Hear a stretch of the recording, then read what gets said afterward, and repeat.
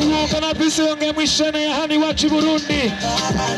Bita BTV n'umuhora mwiza cane. Mu ntumbero yo kwiyegereza abanywanyi baryo no kubamenyesha uburusho butegekanijwe muri iki gihe cyo gusozera umwaka, ishirahamwe CANAL Plus ryateguye kuri uyu wa kabiri urugendo kuva ku cicaro gikuru c'iryo shirahamwe bashika ku isoko yo mu Buyenzi baciye mu makartier atandukanye y'igisagara ca Bujumbura. Hippolyte Nzobambona, umwe mu bagize igisata cy'ubudandaji muri CANAL Plus, yamenyesha ko hariho uburusho kuri uwo wese asanzwe yifuza kugura dekoderi ya CANAL Plus. Turi muri promotion y'ama dekoderi ya CANAL Plus ni 15 gusa ku munywanyi wese.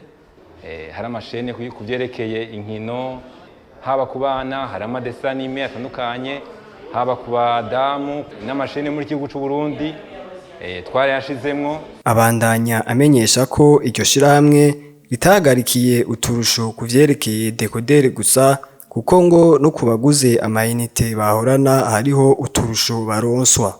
Urasanzwe afise buke nka access agaca afata nyene access adoca abona tu CANAL iminsi 15 ya mbere guhera uwo munsi arishe. Urasanzwe afise buke evasion akariha evasion nyene guhera uwo munsi nyene arishe adoca abona evasion iminsi 15 ikurikirana. Urasanzwe afise access plus nawe nyene arishe nyene access plus adoca abona tu CANAL iminsi 15.